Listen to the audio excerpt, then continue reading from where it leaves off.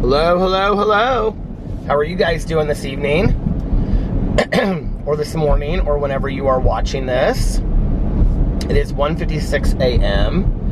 and I have had a fantastic day today. Nothing exciting, but just very relaxing. Day 3 of being on my program. I'm proud of myself. I have stuck to my program this week, the Optavia program, and went to both of my trainings. So, been drinking a lot of water. Really proud of myself. And yeah, it's been a good day. Let's see, what did I do today? I got up and why can I not remember what I did? Got up, took the dogs outside.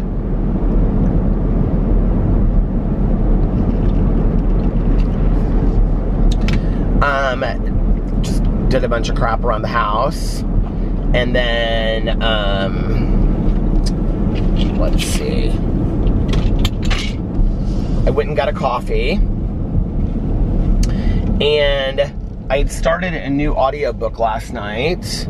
I'm listening to Little Monsters by Kara Thomas. And it's really good. So I kind of drove around and just listened to a little bit of that today.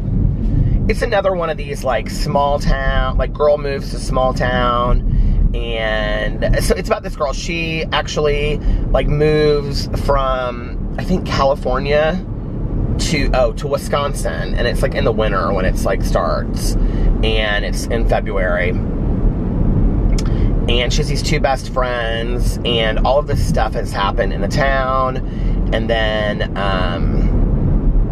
she and her friends, like 2 friends, and her sister, she and her sister sneak out, and they go with her and her 2 friends, and they go to this place where this family, like, all the kids were killed, and then the dad, like, it's horrible. So anyway, and they don't know where the mother is, and supposedly the mother's like this ghost, or lives in the forest or something, and weird stuff starts happening after that. And so I'm about an hour and a half, I think, into that right now. And I drove around and listened to that for a while today. It's real good. Of course, like, and then somebody goes missing and they can't find her. It's very similar to the one that I just read. And then, yeah, and then I came home and I made videos for like every single one of my channels today. And then it's so still outside. And then then Alex came home, and on his way home he was like, do you want, I'm gonna make a salad. He makes these huge salads, they're so good. He puts chicken in his, but I don't have chicken in mine. He makes like spinach leaves and a little bit of mozzarella cheese on it, and like pico de mayo and or pico de whatever that is, and avocado and peanuts, and then like feta cheese too. It's kind of like a spin a little bit on a Greek salad, and then this like fat-free vinaigrette dressing. It's really good. He puts it in this huge bowl. So we made us salads, and while I was feeding the dogs, I fed the dogs, and then like he was making the salads. And then we sat down, and he's like watched every one of his shows. I wanted to watch the Real Housewives reunion, but he watched it last night. I watched a little bit of it, but so we watched, I think it's called Are You the One? It's that MTV show that I keep on talking about, and where they like have a perfect match and all this kind of stuff in the house. And I'm kind of weirdly hooked on this show now. He's got me kind of weirdly hooked on it. So we watched that, and then after that I sat outside. I made a cup of coffee. I made a cup of pumpkin spice coffee. It feels very fallish around, you know? Like I saw the buses today, and you know, it's fall, and I'm like, I don't know, it doesn't make me sad, but it's weird that like it's August 1st and we consider that fall. So anyway, I had a cup of pumpkin spice coffee, and in my mom's old mug that I got her when I was a kid that has a sailboat on it. I actually got it for her one summer. So my dad used to, I've told these stories on here, but my dad had a sailboat in Saugatuck, Michigan that I would go to with him in the summers after my parents got divorced. And there was this little coffee, I don't know how I remember this, but there was this little coffee place there in town, and it was called the Stone Mug. This is before, like Starbucks, Saugatuck now is like real built up and touristy, and it's supposed to be really adorable and all that kind of stuff, but back then it wasn't that. Back then Saugatuck was just this little towny town, kind of like Amity and Jaws, and there just was really nothing except for like 2 or 3 restaurants, and that was it, and like a little hotel that it just was not fancy at all. But now I heard it's like the Providence of the Midwest, but anyway, or the Provincetown of the Midwest. And so anyway, but they had this coffee tea place, and we would go in there. I was a big tea drinker when I was a kid. I loved tea, and so we would go in there, and they had like bookshelves with books all around it. I actually wrote this into my book, this little place, and they had and I put the coffee mug in the book too. They had all these bookshelves everywhere, and then like in the back they had like a little sitting area where you could sit down and read, and it was like literally like you could walk in. It was like off the main like area and like the main streets, and you could like walk like, but the sidewalks were like cobblestone kind of, but you would walk in, like the side streets were brick and cobblestone, but like the main street wasn't, but like they had little sidewalks that were cobblestone, and you would walk in. I can remember like you would, like as you came out, you could see the lake right there, or like the little, not cove, but the marina area. Well, the marina area was across, that's where we kept our boat, but you could see it all kind of right there. You'd have to drive from the marina into the town, which was kind of like around. We would get up in the mornings and we would go in to like the marina, had like a little restaurant and stuff, and we would take showers and then get like ready for the day, because they had like bathroom showers there and stuff. And then we would eat like breakfast there. We would go in town to eat breakfast, but anyway, we would go to the Stone Mug place. And so I must have like wanted to buy my mom a present or something. I don't remember what it was for, but I bought her these 2 matching mugs, and they're blue mugs and they have white sailboats on them, and I still have them. They're like my favorite mugs. So, I mean, kind of because they remind me of my mom, but I just love the mugs anyway. So anyway, yeah, I actually wrote those exact mugs into my book. So I made a cup of pumpkin spice coffee, and I sat on the porch, and it was a beautiful evening tonight. Alex was watching, I guess I called it the Umbrella Society. I guess it's the Umbrella Academy. Somebody corrected me, and I was like, yeah, I think that's right. I know. So anyway, he was watching the Umbrella Academy and with the dogs, and I sat out there and I started Camino Island by John Grisham. I'm so behind in my supermarket reads. I'm only going to add 1 book to August. You know, they're just kind of suggestions, and if you read them, you read them. If you don't, you don't. Like, I'm not going to beat myself up for not reading them. But anyway, I finally finished the quickie. Not quickie. I actually looked, and I started reading it like last December was when I really like originally started reading it, but I didn't really like pick it up and start reading it until this summer. So anyway, yeah, that was a long book, or that was a book that took me a long time to read. You know what's so funny about that is that James Patterson book, The Quickie. When I read the last James Patterson, well, no, the last James Patterson book I read was last summer. I read The President is Missing, and it was with James Patterson and Bill Clinton. It actually was really, really good. I really enjoyed that book. And I listened to it on Audible while I was in Connecticut. That was such a fun trip. So anyway, but this little Stone Mug place, when you would go in there, like they had all, like if you were going to sit there and read, like they had, you just picked a mug that you wanted for the day to use, or they gave you like, you know, a little plastic one to take with you. And I remember I always got herbal decaf tea when I was in there. And I would put like honey and cream and everything in it. I loved it. So anyway, and my dad would get coffee. My dad, it was just funny because my dad's not much of a coffee drinker. Like he's never really been, like maybe like a cup in the morning, but like never. My dad's been like somebody that like had to have a pot of coffee going. Now my mother, that's a different story. My mother always had a pot of coffee going. And when I was like growing up, it was a percolator. And I loved the percolator. I think that came from something to do with, we read, I talked about this on here actually not too long ago, A Tree Grows in Brooklyn by Betty Smith. My mom and I read it.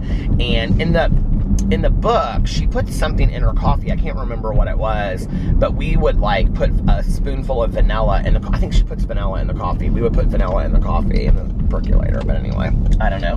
Maybe it was decaf coffee. My parents never really had issues with me drinking coffee. If I wanted to, I could, you know? In high school, my friends and I, we, oh my God, drank coffee and smoked cigarettes like nobody's business.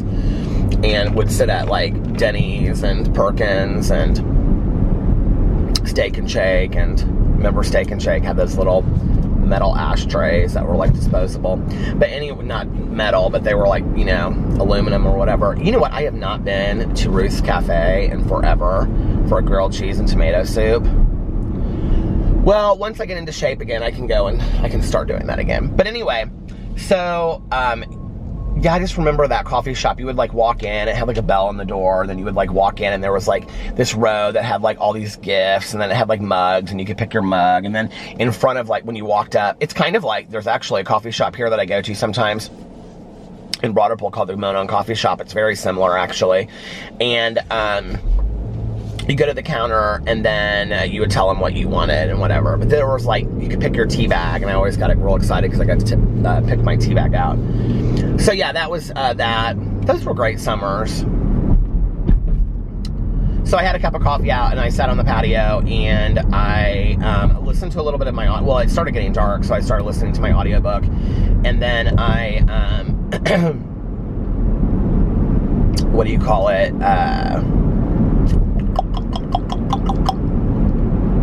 I read a little bit of Camino Island by John Grisham, which is actually really good. I mean, I'm not too far into it. I'm like a chapter or two into it, but it's really good. Well, I think I'm a chapter into it. Or somewhere in the first chapter. It's like the first chapter, but then it's like 1, 2, 3, all within like the first chapter. So it's about these thieves that like steal like famous collectible things. And so I think they're stealing the 5 manuscripts of Scott Fitzgerald from the Princeton Library, and then they get sold to somebody in Florida, and then this woman is like, has to find out, like, I already know the book that I'm gonna pick for August, so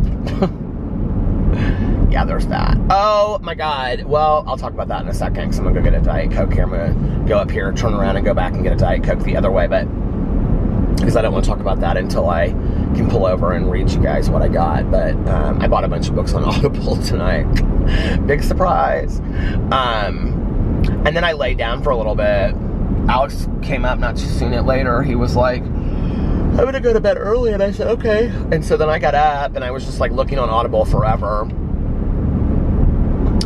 Well, I talk about it now. Audible is having a sale right now. Somebody actually commented on my BookTube channel, I think, or they commented on my vlog. I don't know where that was commented, but the Wayward Pines, the first book, is $5. None of them are that expensive to begin with. They're all like $9 or something like that, which isn't too expensive for an audiobook.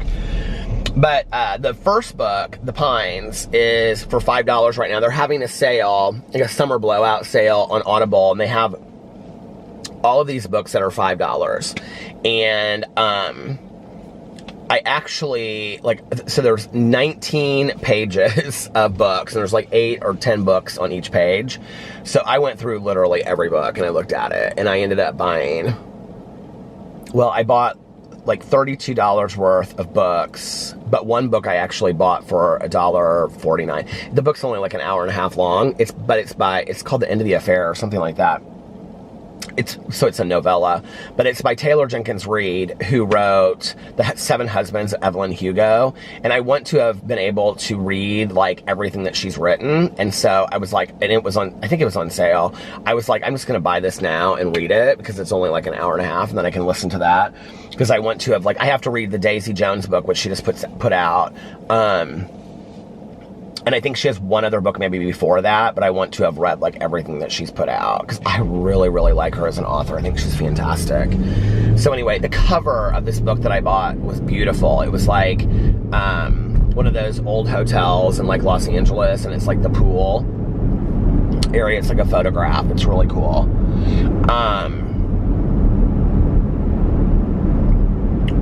And it's about this woman, and she's writing to this man about how their spouses are having an affair. That's what it's about. So I'm sure it'll be real cheerful. I'm not a big novella fan, honestly. Like, I've only read a couple. I read Annie Proulx's Brokeback Mountain. My mother loved that movie so much. The novella in the book is totally different than the movie.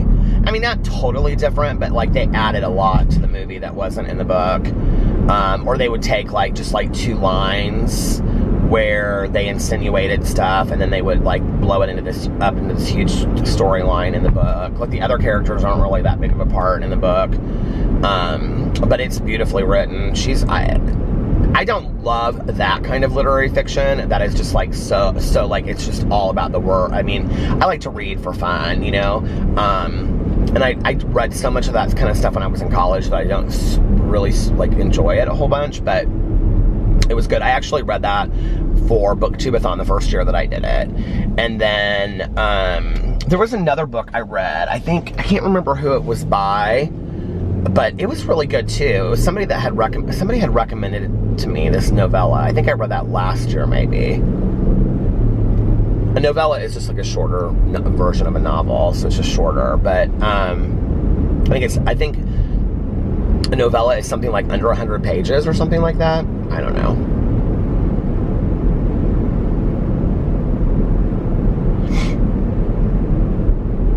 So I was just sitting out on the patio though, and I was like, Alex, it was funny because Alex and I were texting each other while I was sitting out there, and we were sending each other stuff, and like links to look at and whatever, and I looked in, and like, because the sun was kind of like, sun was going down, and so I couldn't really see into the sliding glass windows, and so I looked in there and I went like that, and he was like, it was cute. He's so sweet. He's like, every night, like, he makes these salads, and then he's like, do you want to sit outside or do you want to sit inside? I'm like, we can sit inside and watch TV. I don't really care. He and Sarah sat outside the other night.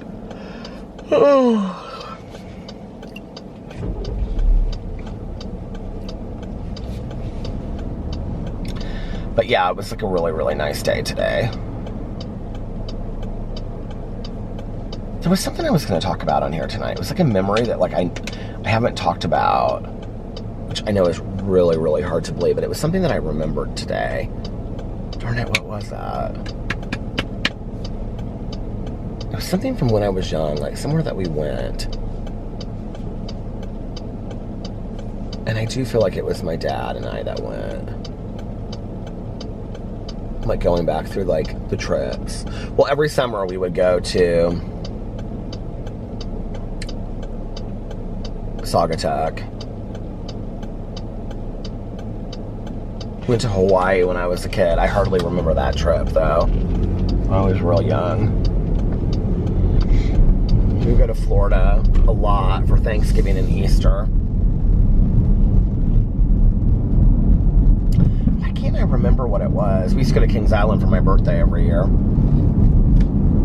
I'm not a big amusement park fan. I don't know why. That was something that I really, really wanted to do every year for my birthday, but that was always what I wanted to do for my birthday. And I do remember my 13th birthday, we went there, and like, I would always bring a friend with me. This is kind of a sad story. I remember, I think my dad, like, you know, I never told my parents about being bullied and all that kind of stuff, but I think my dad definitely got it, you know? I mean, my dad has said, you know, to me, he's like, Peter, you were just always an effeminate kid, and he was like, I was always worried about you, you know? He always says, I knew from a young age you were going to be gay, and my dad very much believes that you're, like, born genetically, you know, like, what your sexuality is, you know, and I don't know, but he also bases a lot on stereotypes, which I have so many friends of mine that are ultra masculine and never played with a doll, you know, so I don't know. But I think some of that kind of gets into like more like gender issue stuff, but I remember like I would usually take a friend with me to Kings Island, or it would, but sometimes it was like a family friend. Like my dad had doctors that he worked with who's like kids, like we were friends, and we would like all go skiing together. That's what it was. Oh my God, I cannot believe that I just worked my way into that. I cannot believe that I just remember that. Okay, so don't let me forget. I have to tell you the story about skiing. I used to ski a lot when I was a kid, but so I always had like somebody to go with, you know, and these were usually people that didn't go to school with me, and they didn't really know that I was being bullied, and I was just like, our dads were friends or whatever, you know, and so they would like go with us skiing for a weekend or a night, or, you know, they would go to Kings Island with us and whatever, and they just had fun. It wasn't like we were that deep of friends, right? But I don't know what happened that year. But I remember I was really upset because I asked like 4 or 5 people to go and nobody wanted to go. And they weren't like family friends that I had asked. They were like people, like acquaintances at school and stuff like that, and tennis. And nobody wanted to go. Not like they said they couldn't go, like they didn't want to go. And so it was just my dad and I. And I don't know where my stepmom would have been, because they got married when I was 12. So I don't know why she wouldn't have been there that time. But actually, I think it was one of my very first concerts I ever went to was the Pointer Sisters, and my stepmom arranged the whole thing. And I remember it was like the very first outing that I ever did with her. And she cut up all this fruit, and she had like dips for the fruit, and it was at the tennis championships downtown. And I remember we sat there, and she like brought this fruit thing out, and I had like a friend with me and whatever, and I like didn't want to like her, and she was real likable. And I remember I really struggled with that. Like, it's so weird. I don't know why I'm getting like real emotional thinking about that. It just...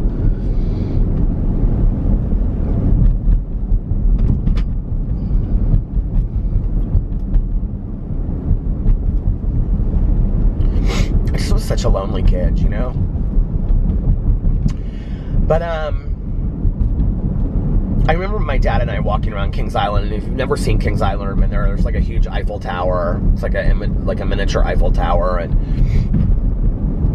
I never liked the rides. You know, I've always been scared of rides, even before I had epilepsy. My dad, when I was really young, like, he would like be like, come on, you can ride it, and he would make me ride the rides, and then one year I like panicked. I always hated rides. And, but I remember I got real upset. We were like standing there, we had been there for like a couple hours. My dad was not somebody that like would want to stay at like an amusement park for hours if he didn't have to. You know, he'd go in and do the rides, and my dad liked rides. He likes all that kind of stuff, you know, but, I remember we were standing there, and like it was like right by the Eiffel Tower thing, and he was like, do you want to go, or do you want to stay a little bit longer? And I just was like, I don't care. And I was real quiet, and he was like, Pete, what's wrong? And I was like, and he was like, are you not having a good birthday? And I remember like I had all these memories of Kings Island, because we had gone there even for my birthday, like when my mom and my dad were together. It's so weird that I'm getting so emotional about this. I don't know why. Like, I honest to God have no idea what is making me emotional about this. But we had gone there for oh, it's orange, it's gonna stop, hold on. Okay, we had gone there for birthdays like forever. I remember one year they had this like slide that you would go down, and you like rode these burlap things, and my mom got scared halfway down, and she like grabbed the sides, and she like got blisters all over her hands. And we used to stay at the there was like a little hotel, and it had like a miniature it had this great miniature golf, like putt-putt golf kind of thing, you know. Oh, I used to love putt-putt golf so much. But it had this little miniature golf thing inside of it. It was called like the Kings Island Inn or something like that. I mean, it was real basic, but it was cute, and I loved it. It had this swimming pool, you know, outside, and it had like the Kings Island animals all around it and stuff, which I think is like the Hanna-Barbera stuff. But anyway, I remember like I always knew stuff from a young age. Like, I kind of always knew, like, the realities of the world from a real young age. I don't know. It's like people always said, you're an old soul, or, you know, whatever. But, like, I kind of always saw things for what they were. And I just, like, even though I probably was having a good time with my dad and whatever, like, I kind of just, like, knew, like, what a loser I was. Like, I couldn't even get somebody to go with me on my birthday, you know? And, I remember we were standing there, and I got real upset. My dad was like, Pete, what's wrong? Are you not having a good time, you know, on your birthday? And I was like, no, I'm having a good time. And he was like, do you want to stay or do you want to go? And I said, I don't care. And he was like, well, it's your birthday. What do you want to do? And I was just like, I want to go. And I remember we, like, walked out, and I was, like, crying. I was real upset. And I never was, like, a crier as a kid. And he goes, and I remember he was talking to me about being 13, and that I was, like, a teenager now, and I was never going to be a kid again. And he was like, you know, kids are real mean. And he said, you know, like, I know things are hard sometimes. And he was like, but, you know, you're going to meet people in life that are, you know, going to be important to you. And I think he got it, you know, like, I don't know. I think my dad knew that, like, it was great being with him and all, but I would rather, I think it was like the first year that we didn't stay for the fireworks at the end and stuff.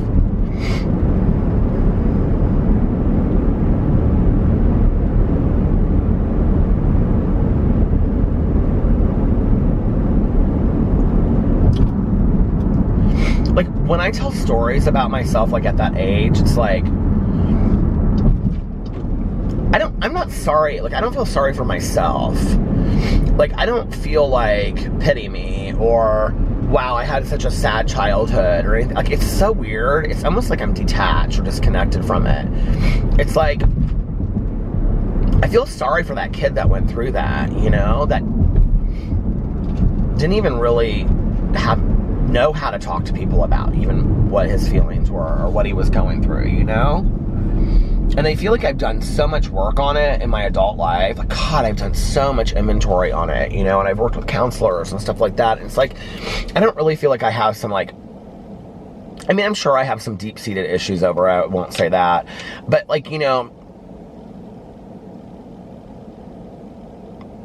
and I know that people have had 10 times worse childhoods, you know, 100 times worse childhoods. I mean, I don't live in denial of that, you know, if people even just down the street from me had 100 times worse childhoods, or, you know, people that live in other countries and things like that that have their circumstances are so much worse. But, like, I don't know. I think maybe for me, I can only speak from my experience, but being a lonely kid sucked. I'm really feeling like, not being lonely, but feeling like you were alone, you know, in a world full of adults, kind of. And, I didn't even really feel like I could trust teachers. You know, I never felt safe around teachers either. That was, like, the other thing. Like, teachers never made me feel safe at school. At home, I felt safe, you know? I have a couple stories of sometimes that my dad, like, had to go into the school to deal with some situations that had happened, and he just was no nonsense. My dad was like, this is, like, he went off on, like, the dean one time, and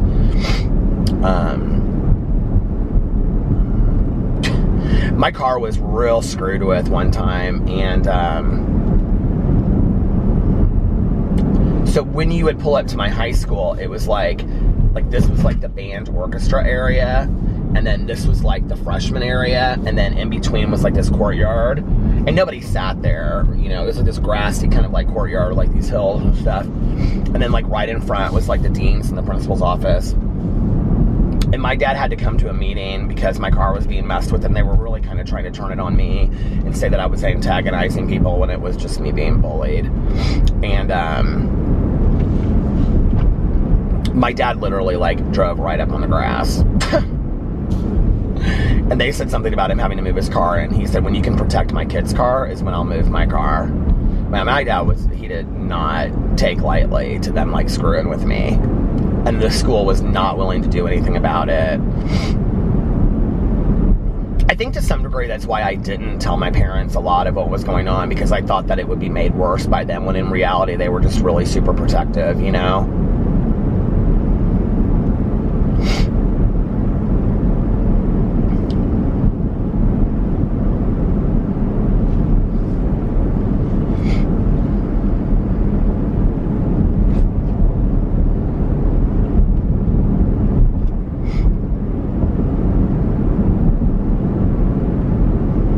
I think about my dad a lot, like, in watching that movie, Love, Simon, and I actually, like, I read Simon versus the Homo Sapien Agenda by Becky Albertalli, which is the book that was made into the movie Love, Simon, before, like, I ever even knew they were going to make it into a movie. I had read it. And the dad in the book is different than the dad in the movie a little bit. But, like, in the movie, I can't remember what the guy's name is that plays him. Jennifer Garner plays his mother. But the dad is very much like that bro kind of dad, before he knows that Simon's gay, and makes a lot of gay jokes and all that kind of stuff. I don't know if it was my dad. I found this out years later, that there was another doctor that had made some gay jokes in my dad's presence. And it was around the time that I had come out. And my dad was livid. And, like, they had kind of, like, had words and stuff. And I said something to my dad later about it. And he was like, yeah, it was inappropriate. There was no reason for those kinds of jokes. Then or now. I remember he said, then or now. And, like, that was always that with my parents. Like, I don't know that my dad would have had to been taught, and the book is great, the book is fine, I think the book shows change and things like that, and as soon as Simon's dad knows that he's gay, he's like, I'm really sorry, like, I feel horrible, whatever. My dad was never that dad to begin with. My dad's not a Puritan by any means. My dad has rather filthy sense of humor, so to speak, but never, like, degrading to people, and I just, like, I don't know that my dad so unconditionally loved me no matter what, and was so, like, weirdly protective of me,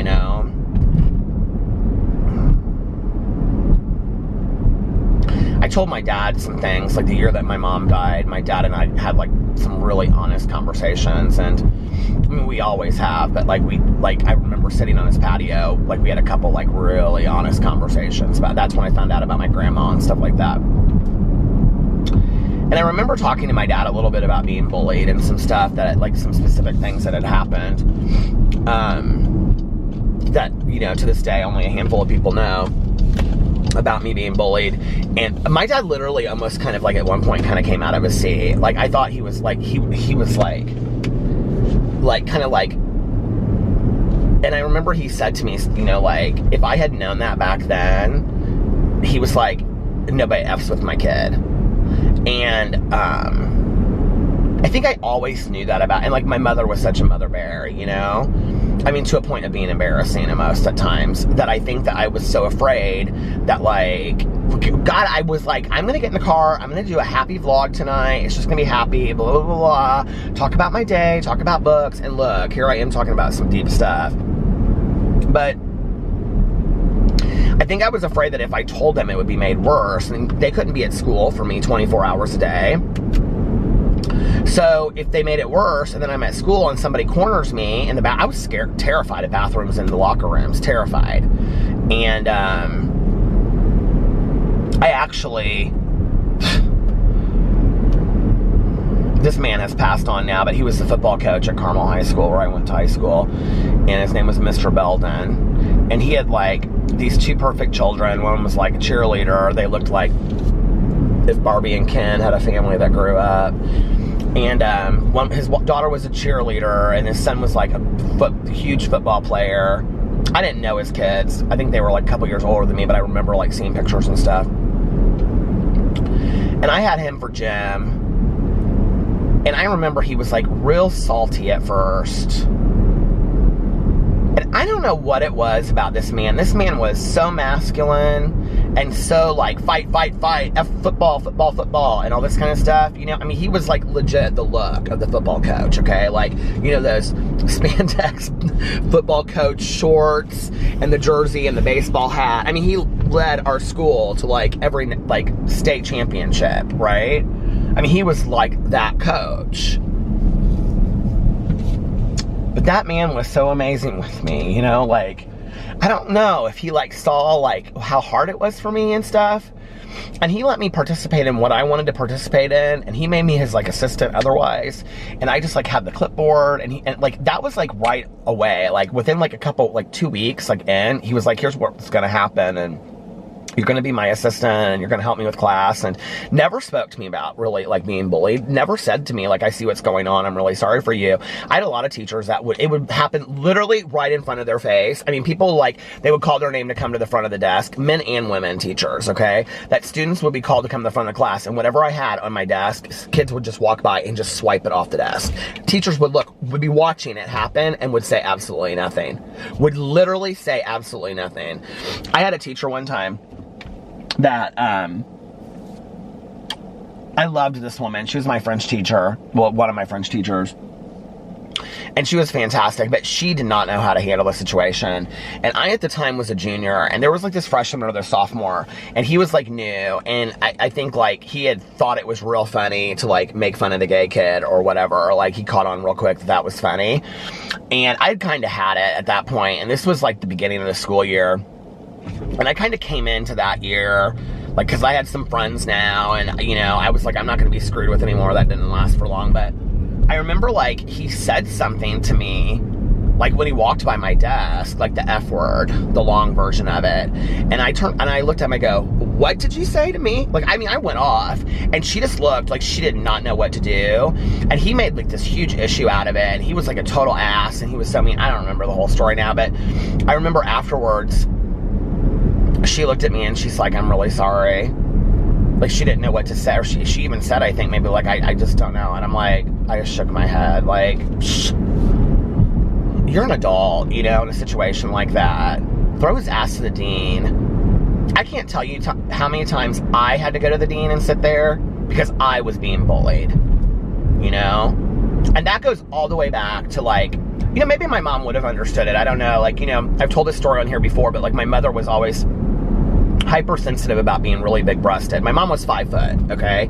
And so her entire life, she thought she was a triple D. Well, like a year before she passed away, she went and got her breast sized at Nordstrom. I think it was Nordstrom or Saks, one of those places, Nordstrom. And she found out that she was a J, okay? And she was so embarrassed. She's like, I did not even know that they made J bras. She had to be special. But anyway, so she's been huge. My mother was petite, I mean, and huge-breasted. Her entire life, she was ashamed of it. Until she got, like, older, and she was like, I'm not, like, I don't care. I'm wearing V-neck t-shirts. Let them look at my cleavage. I don't care anymore. It's like, she would call it her uniboob. She'd say, by the time you're my age, you just have a uniboob anyway. And, like, her biggest dream in life would be, she wanted a breast reduction because her back always hurt. And she would say, you know, like, I can't believe I was married to a plastic surgeon for all these years and I never got a breast reduction when it's, like, the one thing I wanted. She, like, always talked about that. And she would talk about how, like, so many men to this day were still so disrespectful. And she said, and women too. She was like, you know, women would look at her like she was, you know, the S word that we, like, you know, shame. And she was like, women would look at me like that. She goes, to this day, you know, this is like when she's in her 50s and we would be talking about this. And just because I had big breasts, and she'd say, and men would look at me like right here, you know, and I'm like, hello, my face is up here. And she dealt with that all her life. Well, it started for her when she was in junior high. My mother, she would tell this story if she was sitting right here. This was a story. My mother was not proud to tell this story. I mean, she told this all the time. My mother developed very early and got her period very early, and she would talk about it all the time. My mother, let me just tell you, she would say to me when I was growing up, she taught me about having to buy tampons and all kinds of stuff, because she'd say, now when you have a wife someday, you're going to have to know this stuff. Well, I didn't need to know it, Mom. I don't have a wife. But anyway, but she would tell me all this, you know, and this story, literally right down the street from where we're sitting right now, because my mom used to live here. She used to live 52nd and Central. And what the hell is going on with this they have this new road deal going on here. They've taken out an entire lane for walkers or something, I guess. Do you see this? This is the weirdest stuff. Look. I don't even understand it, I guess. But anyway, my mother's stepfather caught these boys looking in her window. She was like 14 at the time, 14 or 15. I think 14. I don't know, 14 or 15, but I think she was like 14, maybe even younger than that. And so my stepfather like went out like with a shotgun or something, like called the police. And when the police came and questioned my mother, now imagine this, okay, at 13 or 14, and I'm sure this probably still happens some places today, but when they questioned my mother, they asked my mother if she wore tight sweaters to school to entice the boys. My mother, her entire life, struggled with that, okay? That one thing that was said to her, she would tell that story, and she was still like, she felt that shame, you know? And her entire life, she would like steer away from anything that was tight-fitting. And, you know, like when she got into her 50s and she got sober, she was like, I do not live my... I don't know what her inventory was like. We never talked about it. I don't know if that was part of that on there or her issues with men and things like that. But I'm telling you, after she got sober and started doing inventory and started working on that stuff changed for her. She was like, I do not care if people want to look at my breasts anymore. I don't care if I have big breasts. She's like, I'm going to live my life. She's like, I've lived my life too long and that kind of stuff. And I remember one time one of her really good friends bought her this sweater vest, and it had like teddy bears and hearts on it, which that's fine, that's cute, whatever, right? But that was totally not my mom's style. And I remember, like, my mom always wore black, like always wore black. And I remember my mom like held it up, and it was like after her birthday, and she had come home, like it was these 3 women that my mom was friends with, and she came home, and the woman that gave it to her was like, my mom would always say she's a looker, you know, she was like hotsy-totsy kind of looker. And then she would give my mom like this sweater, you know, and my mom looked at it and she goes, how does she perceive me?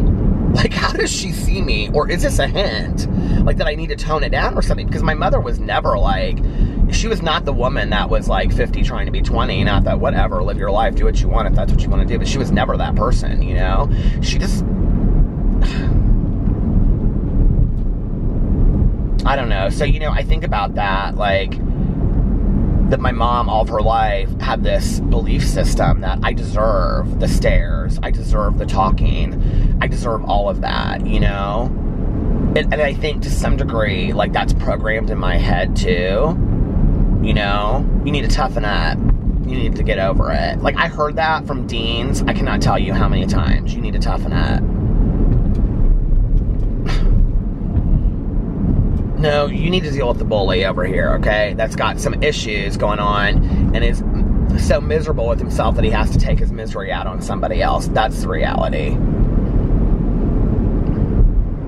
But I think in any situation now, I believe, you know, that the bully and the bullied need to come together and kind of close the gap. And I think that's where, like, you really see change occur when they see each other as human beings, you know? But I had that stigma inside of me for so long. I probably still do to some degree, you know, like, I deserve it.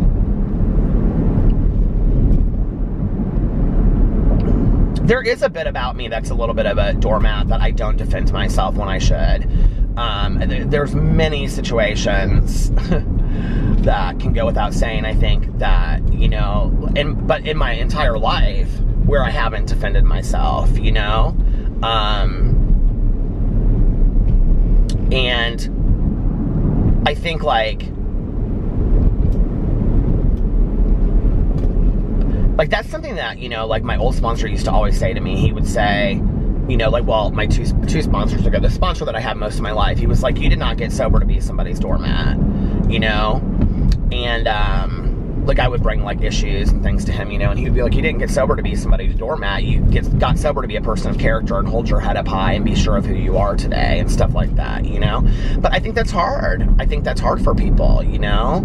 Especially when you've been told all your life that you're nothing, and then all of a sudden somebody's telling you that you are something or you might be something, and it's hard to believe. I think it's really hard to believe for anybody out there watching this that, like, you know, it's like that. I say this all the time with the pretty woman thing. It's like when somebody tells you something, it's like the scene from there where he tells her that she's beautiful and she says the bad stuff's easier to believe. When somebody tells you something long enough, you start to believe it, and it's the truth, you know?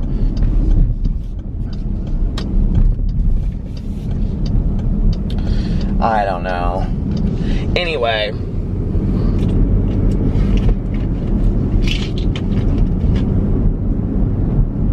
I like the huckleberry. I'm gonna do a little mix here, but I like the strawberry banana better. I'm gonna put it on the bottom, which it's funny because I wouldn't think that I would, but anyway, like the strawberry banana better, but it tastes straight up like a sweet tart, which is also weird because I'm not a big, I gotta put it both on, sorry. I'm not a big sweet tart fan. Thank you, Delia. Okay, so the story I was going to tell. I don't know what made me think about this earlier. Well, Alex and I, when was this? Was this last night or was this tonight? I think it was last night. We were all cozied into the bed, right? And it's like me and like we're all just like Alex and I and the dogs are all like just like together. It was last night. And we're all just like together, right? And we're so cozy, and I was like laying there and I just was so cozy. I don't know, I felt like so safe in that moment, and just like, you know, thinking about the world. And you know, I always kind of like go into movie mode in my head. And so we're just laying there, and for some reason I have this memory of like laying on the floor of this van, okay? And I was like, when would I have been on a van, like sleeping, like in close quarters? Because like we were all close, so that's what was reminding me of it, right? And I had totally forgotten that. So I was a big skier. My dad was a big skier when I was growing up. Like we skied all the time. We went out to Colorado and we skied, I mean, all the time. Went to Park City, Utah, and where else? My dad has skied like literally like all over the place. And but when I was growing up, I used to like enter the skiing like championship things where we would go to and whatever. I think like had we lived in a state where like skiing was like a real deal, I think like I probably would have taken it more seriously like I did tennis, because I was really serious about it when I was growing up as a kid. But in Indiana, there's not a lot of places to ski. There are a few in southern Indiana. There was like Ski World. It was called Ski World back then, I don't know. But they would make their own snow, and so often it was very, very icy. And you know, my dad would want to go down there because he would want to ski, and so he would take me and a friend, and we would go, you know, down there for like, we would leave at like, oh, I don't know, like on a Saturday morning, and then we would come back we would stay till it closed. We would night ski and everything. Oh my God, night skiing is so much fun. And then we would close it out, and then we would come, you know, late that night, we would drive home, stop at McDonald's somewhere, get apple pies and Big Macs, and it was fun. So anyway, Big Mac sauce just sounds so good right now to me. So anyway, somebody told me that they're bringing the Impossible Burger to what do you call it? Burger King. Okay, well then I'll have to be doing that. But let me just tell you something about it's gonna stop, hold on. Let me just tell you something about the Impossible Burger, okay? If you live somewhere where they have White Castles, you need to go try it. It's fantastic. Well, first of all, the one from Cheesecake Factory is the best in the entire world. But if you go through White Castle and you order Impossible sliders, they always say this: it's gonna be 7 to 10 minutes. And I'm like, that's fine. Because they have to specially make them, right? Which means they have to take them out of the freezer and put them in the microwave or their stove or whatever, probably their stove. And I'm just like, okay, that's what I'm ordering. Don't get mad at me for ordering what's on your menu. But they always act like it's this huge deal. A little cute Victorian there I never saw before. Anyway, do you guys like Victorian houses? I always wanted to live in a Victorian house. But anyway, probably because I read this book when I was a kid called Help, I'm a Prisoner in the Library by F. Clifford. It actually takes place in Indiana. And it's about these two girls, and their names are Mary Beth Rose something. Anyway, I had two cloudfish, and I named it after these two girls from this book. Mary Rose and Jo Beth and Mary Rose. Oh my God, how did I remember that? But anyway, Jo Beth and Mary Rose, and their dad is on his way down to drop them off at their grandmother's house because their mom is having their baby brother, and they're in a snowstorm, and their dad, who they call Last Minute Pete or something like that because he always procrastinates, he forgets to put gas in the car, and the gas runs out of gas. The car runs out of gas. Anyway, fuel. So, gas. So they are supposed to stay in the car, and there's a little picture of them, and they're in the back window looking out, following their dad as he's like walking to go get gas. And they're right next to this library, but the library is actually this Victorian house, and this woman, she runs the library, and so they go inside and they get locked inside the library, and that's why it's called Help, I'm a Prisoner in the Library. And I loved it, and it takes place in Indianapolis actually. But when I was in 4th grade, our teacher read it to us. I was still kind of weirdly obsessed with it, enough so that I had two cloudfish. I didn't have cloudfish when I was growing up. I had cloudfish with my ex, and I named them Jo Beth and Mary Rose. Oh my God, my life. So anyway,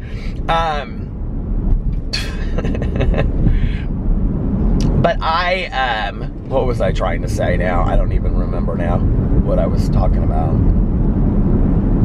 Oh, so, well, I don't know what I was talking about before I started talking about all that, but we were all cozy in bed, and I was thinking, I'm about to go get my Diet Coke, and I'm so excited. We were all cozy in bed, and I started thinking about this. So I skied a lot when I was a kid. Well, my dad and this guy that he was friends with that was like the hospital administrator. My dad was like really good friends with like the hospital administrator that's like long since retired, but that he worked with. They were about the same age. And I think he went on to start and run surgery centers or something. I don't know. But anyway, so he had a son and a daughter, and his son was my age and his daughter was like 3 years older. And then they had like this crazy friend, and that was like a doctor here in town too, and he always like, he had this hat that was like fur, and it had, did I just drive by McDonald's? No, here it is. That was like fur, and it had like this like fuzzy like stuffed animal moose head on it and stuff like that. And I found out years later, I always asked my dad, I'd be like, why'd you guys always talk about him being so crazy? And he'd be like, don't you remember him going outside all night long? I said, yeah, I can smoke cigarettes. He'd go, no, smoke pot. He was outside smoking pot. He was stoned the whole weekend. So anyway, but we would drive to Boyne Mountain, Michigan, which was this area in Michigan that actually has like, you know, well, you could go there and rent cabins, and we would get these like little they weren't cabins, they were like condos, right? And they had like huge fireplaces in them, and then they would have those swimming pools outside, you know, that were super like hot in the winter, and then you would get out and you would like do snow angels in the snow and stuff. So it was me and my dad's friend. It was me and my dad's friend. His wife never went. I don't know why. They ended up getting divorced later. Probably has something to do with it. I don't know why. But anyway, but it was, she just never like, whenever, we went on several trips together, and I don't remember her ever going on it. But anyway, it was me and my dad, and then my dad's friend, and then his son and daughter, and then this other guy that was kind of crazy. It was like all of us, right? And so I remember one year we like rented this van. I mean, it was literally, okay, you guys, like if I was like 10 at the time, God, how old would I have been? Somewhere between 10 and 12. So it would have been 82 to 84. So funny that I was just talking about 1984 last night, right? But we imagine a van in 1984, not a minivan, okay? No, like a van, you know, that with the sliding door on the side and everything like that, okay? And it even had one of those little like round sunroof things in the middle of it. I remember because I was laying on my back. I remember looking up. That's what I was thinking about last night. Hold on a second, please. Thanks for McDonald's for cash only. Give me 1 moment. Okay.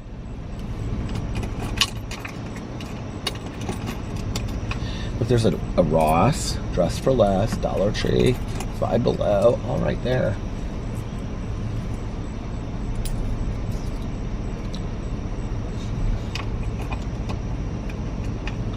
$1.56.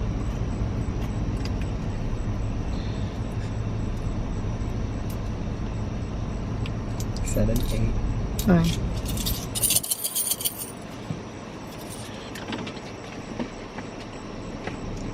I never liked those snack wrap things. Do you like those? Oh my God, but I did love double quarter pounders with cheese. Oh my God. Do they have veggie burgers here? Why does McDonald's not have a veggie burger?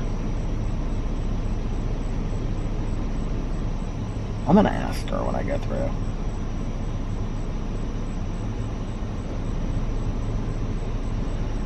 The Strupel waffle pieces used in the Strupel waffle McFlurry. What the hell is the Strupel waffle? Food allergy? Question marks. The Strupel waffle pieces used in the Strupel waffle McFlurry contain wheat, milk, and soy, and may contain egg, peanuts, and tree nuts. For the most up-to-date ingredient information, visit McDonald's.com. What is the Strupel waffle pieces? You never heard of a Strupel waffle McFlurry? I don't even see the McFlurries on there. I guess they are.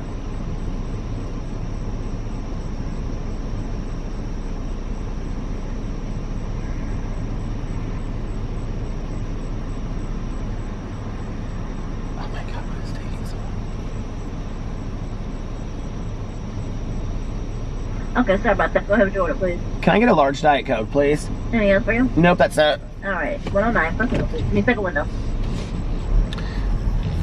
This is the same woman that helps me every night. This poor lady, she works every single night at the McDonald's. My friend used to work at Burger King. My friend actually, she started working at Burger King when she was like, I don't know how old you had to be back in the day, 15 or 16, she was so young. And she helped her mom pay her mom's rent or mortgage when she was in high school. She bought her own car. She bought a boat. She put herself through college. And now she's like super, super wealthy in finance now. She should be, don't you think? She was a hard-ass worker. We would come through, oh my God, in high school, not appropriate, like, we would be drunk in the back seat. We'd be like, girl, just tell me you gotta go. Come on, hang out with us. And she'd be like, no. And she would call it the BK Lounge. She was such a hard worker. I'm so proud of her. I remember she would like say to us, like she would say, like, I'm gonna make something of myself one day. I'm getting out of all of this. And she did. She's been so good to her family too.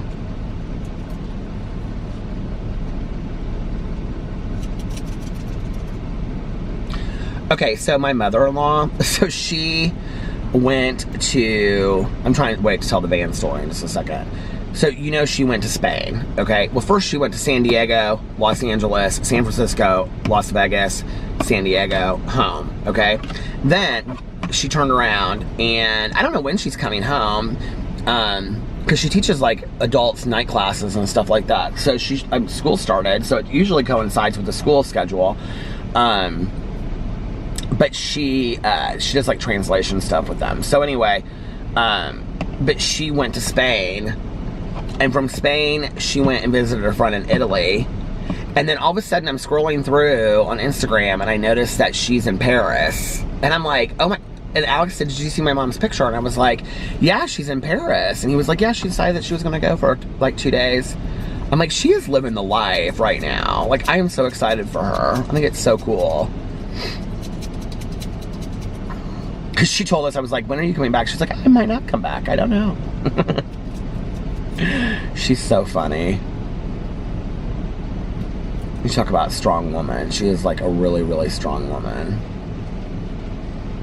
Something smells so good. I don't know what it is.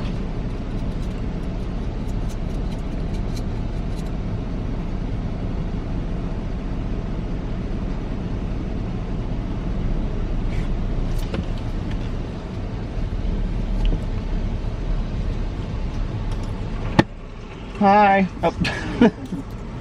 Another night, you're here. Yeah. Hey, do you guys have veggie options? Do people ever order veggie burgers here or anything? You don't have them here. Can I get a napkin? Thank you. So I guess they have no veggie burgers at McDonald's. I thought people said that they did. They had like a veggie Big Mac. I thought I was told. Guess not. It's shake and bake and I helped. But you know what does? Taco Bell right over there. You know you can get anything on the menu at Taco Bell vegetarian. Did you know that? You can. Well, I mean, maybe. I mean, you can't get like a meat taco. Meat taco. That sounds so gross, doesn't it? You can't get a meat taco vegetarian, but you can like replace stuff with beans. Trust me, I know because I do it all the time. But like I get bean burritos. Those are like vegetarian. And if you look on their menu online, like it'll tell you what things are vegetarian on there as well. Because there was this whole issue about their beans not being vegetarian or something like that.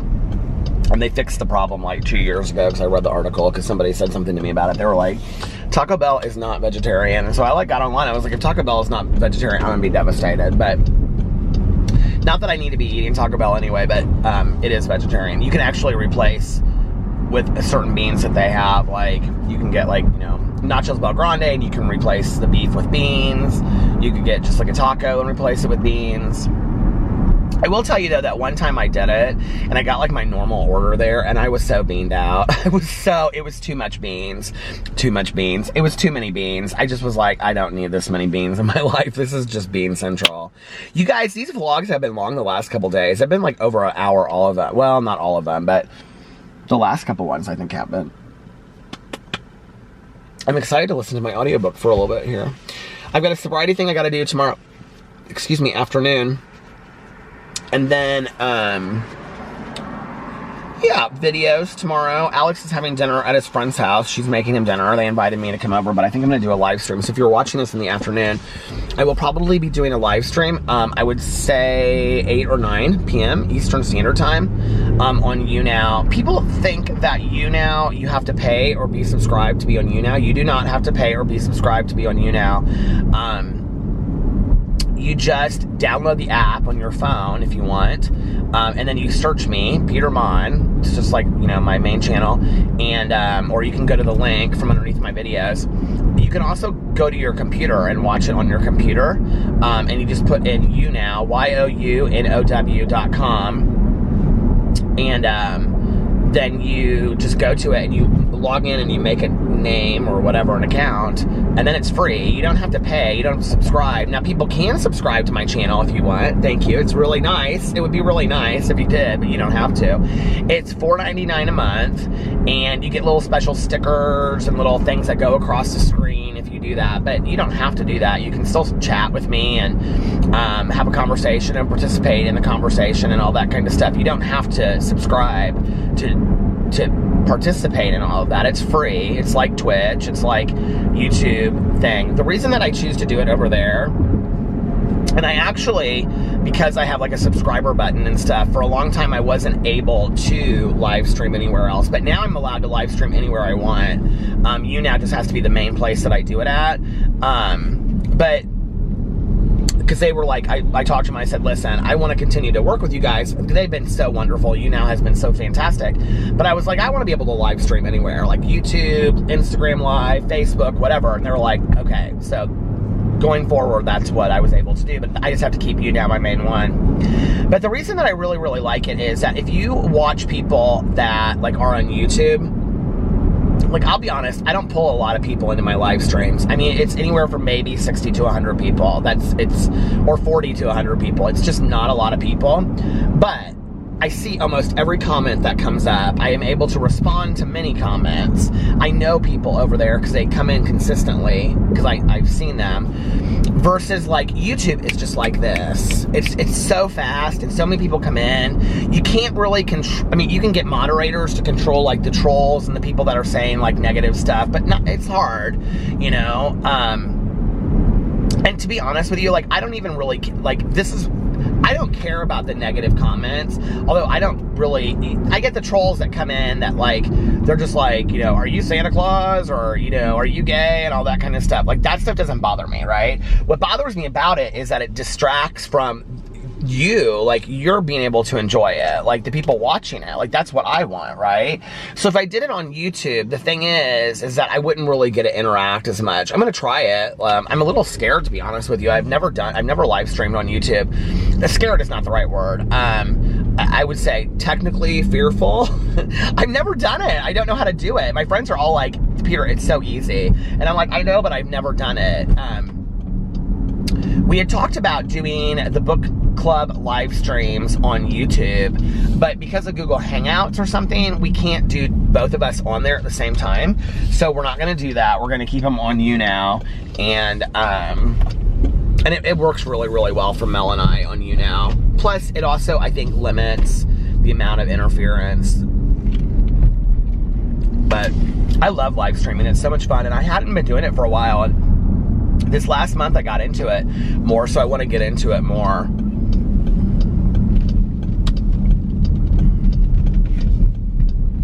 I want to do a couple times a week.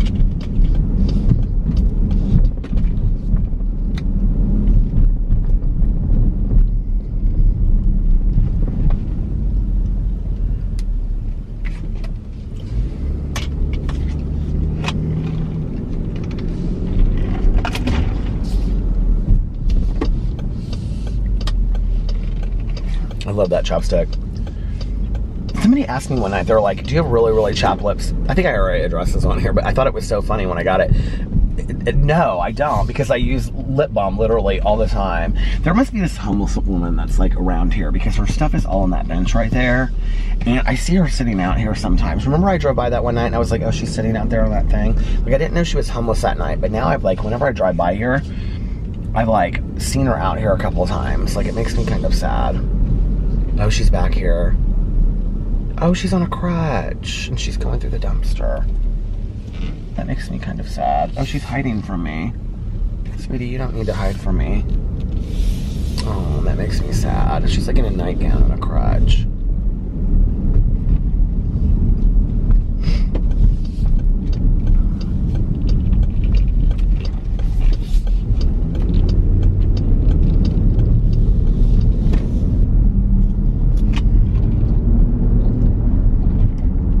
When I was growing up, I was like really into like, I don't know why I took this mission on. I'd seen this movie with Lucille Ball called Stone Pillow. I actually have it on DVD at home.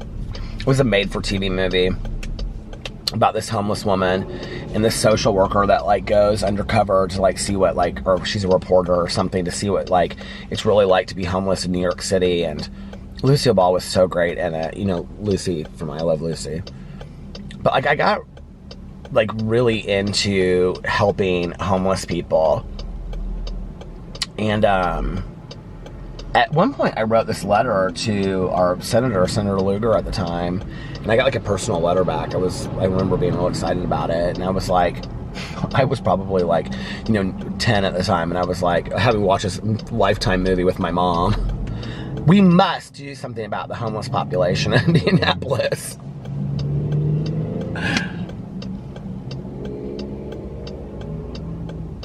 We actually have quite a large homeless population here. You know what? It's interesting. I didn't, like when you're growing up, I think, or when you're younger, you don't really have an idea of what that's really all about. When you get older, I think to some degree we're kind of scared. We don't really know, like, I mean, in my past, I've worked with quite a few homeless people.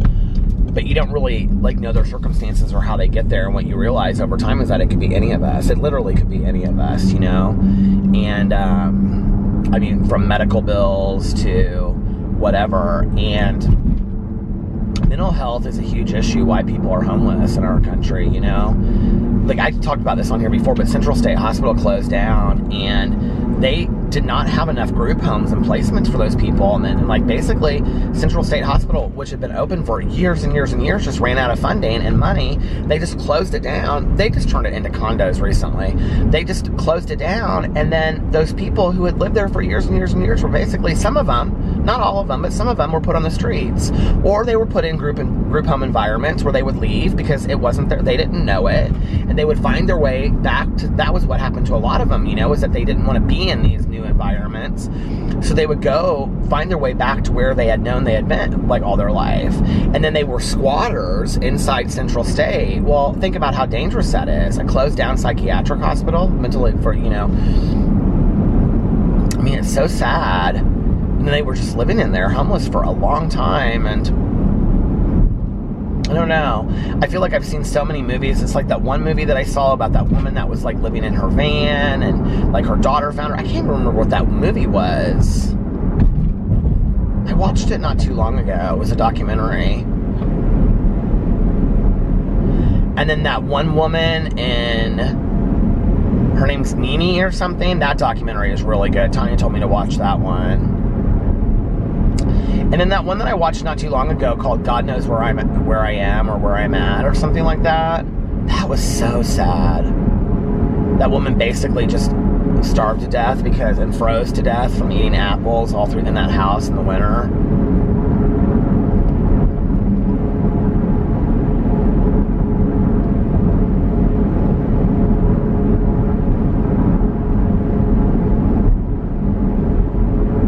I remember seeing that movie with Cate Blanchett. I think it's called like Blue Iris or something. Do you know what I'm talking about? Okay, I just changed the battery. What was I talking about? I was talking about the movie Blue Iris. Well, So Blue Iris was with Cate Blanchett, who even kind of like weirdly in some ways kind of like looked like my mom. But she was, I pulled in this parking lot to change the battery, but I also want to read to you the list of audiobooks and talk about that in a second, and then I will, I'm going to close this vlog down for the night. But, well, let me read you the books first of all, then I'll tell you about the Blue Iris thing. So Audible is having a sale for $5. They have all of these books that are on sale for $5. When I was like halfway through the list, there was like 19 pages of sale books. If you're on Audible, you have to be an Audible member to participate in the sale. But at the top, it's like one of the sliding things, and it says books for $5. It's only till the 4th, so I'm just telling you that right now. You got to go get them by the 4th, right? There was a mix of everything: old, new, Wuthering Heights, Fault in Our Stars is on there, The Pines. I'm trying to think of what else is on there. There was a bunch of books I already owned. There's a lot of science fiction. There's a lot of really just stupid books. But I mean, not that the books are stupid, but they're just like they're just books that I probably wouldn't read. I'm not saying that they're stupid, okay? But I don't know. I've never read them. But they're called, like, Return to Centurion series, book 14. It's like, why is this book on here when the previous 13 are not? But anyway. Oh, I will tell you that I did not love these books, but, what do you call it? Shoot. Miss Peregrine's Home. Is it Miss Peregrine? Miss Peregrine? I don't know. Who is calling me? Miss Peregrine's Home for Peculiar Children. All 5 books are on the Audible thing, or all of them are on there. You guys, 3 books or whatever they are, so you guys can go check those out. But I wanted to tell you the books that I bought. So let me tell you. I bought too many is what I bought. I don't know why I keep on doing this. Okay, hold on a second. I bought Deep Shadow, Caribbean Drive Adventure by Nick Sullivan. This is like one of those stupid books that I'm telling you about. But it's about this, it's like a diving adventure, and there's 2 of them in the series. So, there was that. And then Evidence of the Affair by Taylor Jenkins Reid. I bought that one. Oh, 1 Year After by William Forstchen, which I was just talking to you about. That was the follow-up to 1 Minute Later, or 1 Minute After. I bought Rotten Ruin by Jonathan Mayberry. It's a zombie series. It was not on sale. I bought that originally. Saw Kill Girls, which is another one of those missing girls thing. The Shadows We Hide by Alan Eskens. He is one of my all-time favorite authors. To All the Boys I've Loved Before by Jenny Han. I've never read that, and they talk about it on BookTube all the time, and it's like a really stupid book. Not that it's stupid, but a lot of people really don't like it. But Alex watched the series on Netflix, and he really liked it. So, or movie on Netflix. So I want to read it and watch the movie. And then Vicious by V.E. Schwab. I've never fully read a V.E. Schwab book, so I want to do that. So yeah. But anyway, Blue Iris was with, I think it was with Cate Blanchett, and so she is this wife of like this really rich guy, and then he's like cheating on her or something, and they get divorced, and I don't remember, but she doesn't get anything out of it, like no money or anything, and she's basically like, she's got a sister, I remember, and she's like real mean to her sister, but like she has nowhere else to live, and her husband kicks her out, so she has to go live with her sister. So she goes to live with her sister, and it gets really bad, and then at the end her sister even kicks her out, and she has nowhere to go, and she's sitting on this park bench, and she's got like all this Louis Vuitton luggage around her, right, but nowhere to go, nowhere to live. And I remember talking to my aunt about it. My aunt was like, I was always afraid that would happen to your mother, you know, that's what would become of your mother. That's why I would never like turn her away. I always was willing to help her and stuff, you know. And then they were so close anyway, but you know, my aunt said that's why I was always like you know, I just was worried that that could happen to your mother at some point, you know?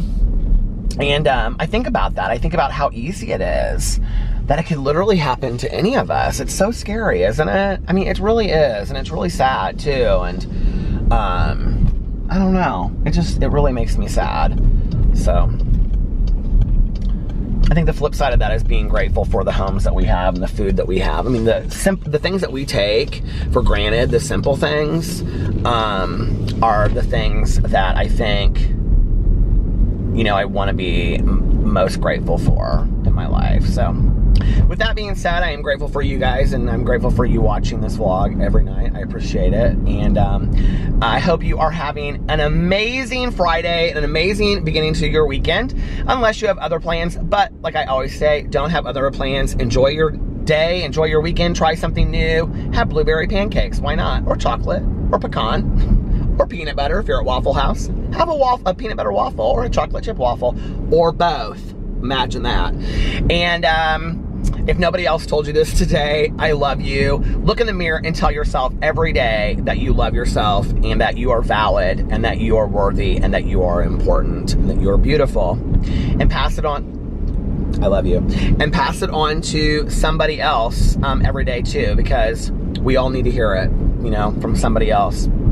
It's important to hear kind words and compassion from other people. So anyway, yeah, I think that's it. And I love you guys. I will see you tomorrow. Bye.